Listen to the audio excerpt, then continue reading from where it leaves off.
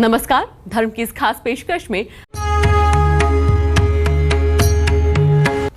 हरि का द्वार हरिद्वार, जहां साक्षात विराजते हैं भोले भंडारी। बिल्व पर्वत पर बिल्वकेश्वर महादेव के रूप में भोले देते हैं अपने भक्तों को दर्शन। कहते हैं ये स्थान गवाह है मां पार्वती की कठोर तपस्या का। ये स्थान गवाह है मां पार्वती और भोले भंडारी के मिलन का, जहां पार्वती ने तपस्या करके पति रूप में पाया शिव को।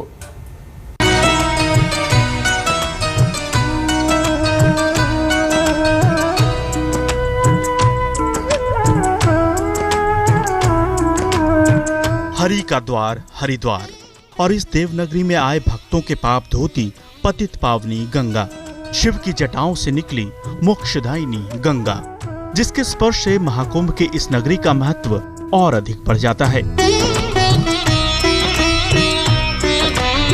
कहते हैं यही ब्रह्मा, विष्णु और महेश वास करते हैं, और यही पास ही बिल्व पर्वत है, वो स्थान जहां माता पार्वती ने कठोर तप कर पति के रूप में पाया था कैलाशवासी औघड़दानी शिव को। स्वामी मन मेरा है शिवाला, मन मेरा है शिवाला। हरिद्वार में शिव को एक बार नहीं दो बार मिली अपनी अर्धांगिनी। पहले दक्षेश्वर के राजा दक्ष की पुत्री सती को पत्नी के रूप में पाया, और फिर उन्हीं माता सती ने यज्ञ कुंड में भस्म होकर हिमालय राज के घर लिया पार्वती के रूप में जन्म। नारद जी की सलाह पर पार्वती ने बेलपत्रों से घिरे इस मनोरम बिल्व पर्वत पर आकर शिव की कठोर तपस्या की, और भोलेनाथ को प्रसन्न कर दोबारा बनी उनकी अर्धांगिनी।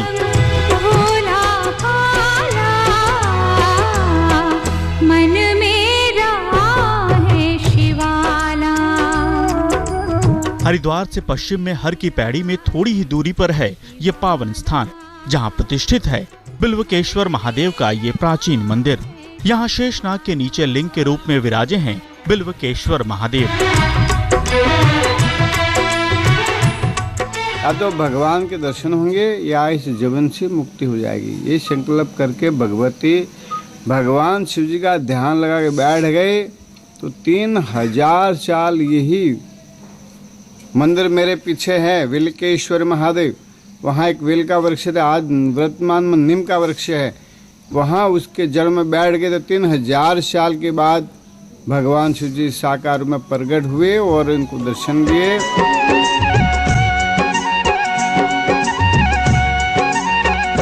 कहते हैं माता पार्वती यहाँ बेलपत्र खाकर अपनी भूख शांत किया करती थीं। लेकिन जब पीने के लिए पानी की समस्या आई, तब देवताओं के आग्रह पर स्वयं परमपिता ब्रह्मा ने अपने कमंडल से गंगा जी की जलधारा प्रकट की, जो आज बिल्वकेश्वर मंदिर से महज 50 कदम की दूरी पर गौरी कुंड के नाम से प्रसिद्ध है। मान्यता है कि तपस्या के दौरान माता पार्वती इसी गौरी कुंड में स्नान किया करती थीं और इसी कुंड का पानी पिया करती थीं। और गौरी कुंड प्राचीन कुंड है, वहाँ जो गंगा जी माता पार्वती के पीने के लिए जल के लिए गंगा प्रकट हुई थी, वो गौरी कुंड है जो आज भी विद्यमान है और जल भी है उसमें। और कई लोग इसमें यहाँ के स्नान करते हैं, अपने बीमारियों को दूर कर देते हैं। कई तरह की किसी के पुत्र प्राप्ति होती है, ऐसा है। बिल्वकेश्वर महादेव मंदिर भोले भंडारी जटाधारी भगवान शिव शंकर का धाम, माता पार्वती की वो तपोस्थली जहाँ की गई आराधना और तपस्या से शिव शंकर जल्दी प्रसन्न होकर भक्तों पर बरसाते हैं अपनी कृपा। कहते हैं कि यहाँ आकर श्रद्धा से भोलेनाथ को स्मरण करने भर से वो प्रसन्न हो जाते हैं और अपने भक्तों को देते हैं मनचाहा वरदान। जिन कुमारी कन्याओं का विवाह न हो रहा हो या फिर उनके विवाह में किसी भी प्रकार की अड़चन आ रही हो, बिल्वकेश्वर महादेव मंदिर में आकर भोले भंडारी का अभिषेक कर बेलपत्र चढ़ाने भर से विवाह में आ रही परेशानियां दूर हो जाती हैं। साथ ही कन्याओं को उत्तम वर की प्राप्ति होती है।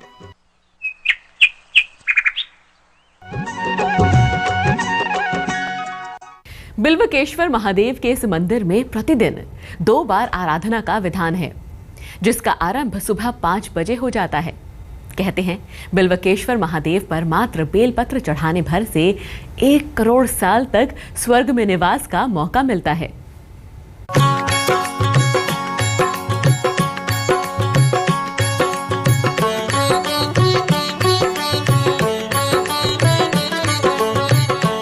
मोक्षदायिनी गंगा की ये पवित्र लहरें, जिनके स्पर्श मात्र से तर जाता है जीवन और मिलती है समस्त पाप कर्मों से मुक्ति। शिव की जटाओं से निकली गंगा के इस पवित्र जल में स्नान कर भक्त भोले के दरबार में पहुंचते हैं, जहां मां पार्वती के तप से दिव्य हुई धारा पर बरसती है भोले भंडारी की कृपा और मिलता है समस्त कामनाओं के पूर्ण होने का वरदान। बेल वृक्षों के इस मनोरम वन में विराजते हैं बिल्वकेश्वर महादेव। बिल्वकेश्वर महादेव के इस मंदिर में प्रतिदिन 2 बार आराधना का विधान है, जिसका आरंभ सुबह 5 बजे से होता है। प्रातः काल सबसे पहले गौरी कुंड के पवित्र जल से शिवलिंग का जलाभिषेक किया जाता है। मंगलकारी नाम है उनका। फिर नाग प्रतिष्ठित कर शिव का श्रृंगार किया जाता है। शिव के इस दुर्लभ लिंग का दर्शन पूजन करने दूर दूर से लोग यहाँ आते हैं, क्योंकि ऐसी मान्यता है कि बिल्वकेश्वर महादेव का पंचामृत जलाभिषेक कर उन्हें भांग, धतूरा, बेलपत्र और फूल चढ़ा दिए जाएं तो भोलेनाथ मनोकामना जल्द पूरी करते हैं। कहते हैं कि बिल्वकेश्वर महादेव पर मात्र बेलपत्र चढ़ाने भर से 1 करोड़ साल तक स्वर्ग में निवास का मौका मिलता है। स्कंद पुराण में वेद व्यास लिखते हैं, यथा संख्य बिल्वपत्री स्वर्गे वसति कल्पसा। बिल्वकेश्वर महादेव में जो 1 बेलपत्र चढ़ाता है, अर्पण करता है, उसको 1 करोड़ साल तक स्वर्ग में वास रहती है।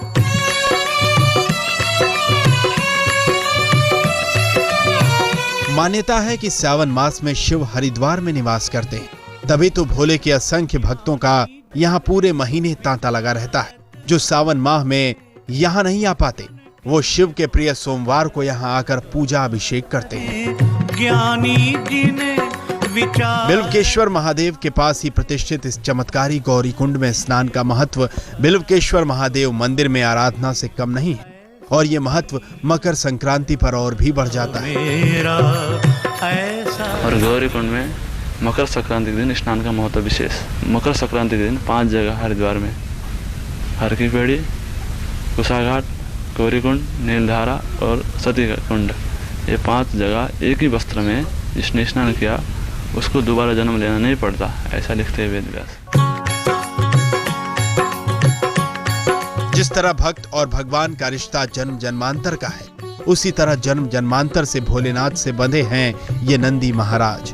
भोलेनाथ तक पहुंचने वाली हर मनोकामना यहाँ भी इन्हीं के कानों में कहनी होती है।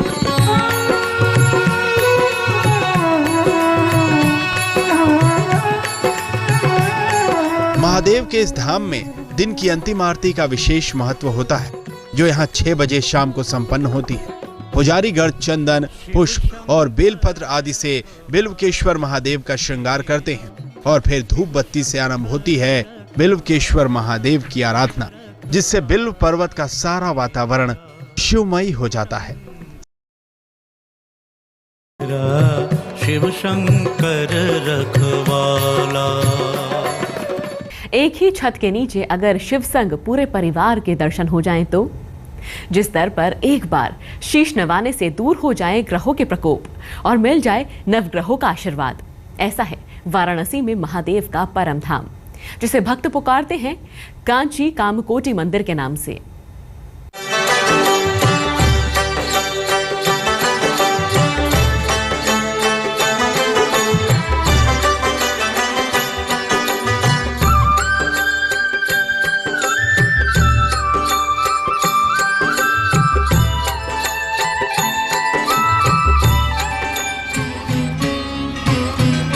बनारस की शोभा जो किशोर कहानियों में ढलकर अमर हो चुकी है। कहते हैं धरती पर असीम आध्यात्मिक संतोष और प्रकृति के वैभव की पराकाष्ठा का ये अनुपम दृश्य देखने का मोह स्वयं देवता भी नहीं त्याग पाते।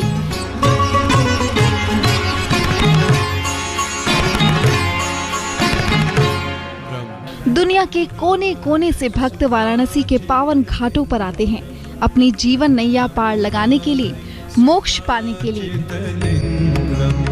निर्मल भास्कर शोभित लिंग। भगवान शिव की नगरी काशी, मोक्ष की नगरी काशी। मान्यता है कि प्राचीन नगर आज भी बाबा भोलेनाथ के त्रिशूल पर टिकी है और इसकी स्थापना स्वयं शिव शंकर ने की थी और इसे बाद में अपनी राजधानी भी बनाया। कहावत है कि वाराणसी अपने घाटों पर बसता है।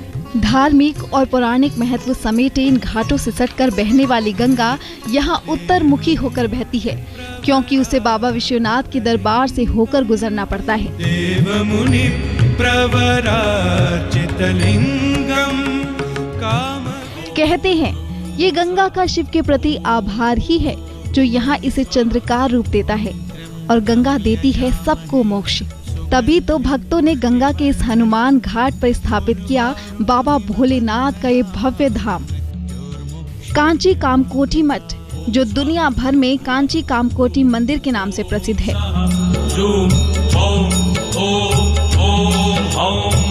मंदिर के इतिहास के बारे में मान्यता है कि कांची कामकोटी के पीठाधीश्वर स्वामी चंद्रशेखरन जी महाराज ने काशी में इस तरह के मंदिर होने की इच्छा जताई थी।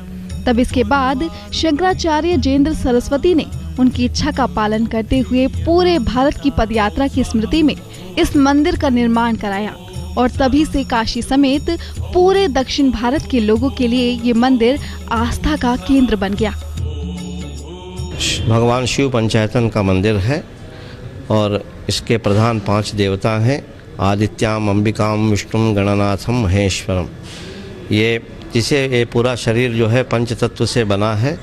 इसी तरह ये पंच तत्व के कारक ये हमारे ये देवी देवता हैं, और इसीलिए प्रति व्यक्ति को इन 5 देवताओं का पूजन अर्चन करना चाहिए और अपने सुख शांति समृद्धि के लिए कामना करना चाहिए। और प्रत्येक सनातन धर्मावलंबियों के यहाँ अनादि से इन पंच देवताओं का पूजन की प्रथा चली आ रही है। पंचायतन और द्रविड़ शैली के इस भव्य और विशाल मंदिर के मुख्य द्वार पर 2 सर्प सुशोभित है, और मंदिर के भीतर प्रतिष्ठित है शिव का पूरा परिवार, जो देता है सुख, संपन्नता और समृद्धि का वरदान। मान्यता है कि यहाँ शिव परिवार का पूजन करने से परिवार में सदा सामंजस्य बना रहता है, और कांची कामकोटी मंदिर में ही विराजे हैं मनुष्य का सुख दुख निर्धारित करने वाले ये नवग्रह। शिव परिवार की तरह ही नवग्रहों की भी अपनी महिमा है। मान्यता है कि मंदिर के उत्तर पूर्व में प्रतिष्ठित इन नवग्रहों की मंदिर के श्वेत वस्त्रधारी ब्राह्मणों से विधिवत पूजा कराने से सभी बुरे ग्रह शुभ प्रभाव देने लगते हैं। आदि शंकराचार्य द्वारा निर्धारित वैदिक परंपरा से पूजा करने से जीवन की हर मनोकामना पूर्ण हो जाती है। प्राणी को जो सुख दुख होते हैं वो नवग्रह के द्वारा ही जो है, नवग्रह का उनमें मुख्य जो है स्थान रहता है। तो यहाँ पर जो है नवग्रह ईशान भाग में स्थित है, जो कि अपने आप में बहुत विशेष माना गया है। उनके पूजन एवं उनकी आराधना से सभी कष्टों से मुक्ति मिलती है।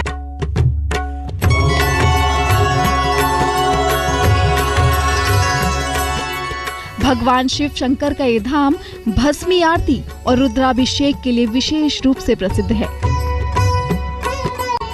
मान्यता है कि यहाँ भगवान भोलेनाथ की भस्मी आरती या रुद्राभिषेक करने के बाद यदि जीवन की कोई भी मनोकामना सच्चे मन से व्यक्त की जाए तो भोलेनाथ उस पर अपनी कृपा जरूर बरसाते हैं।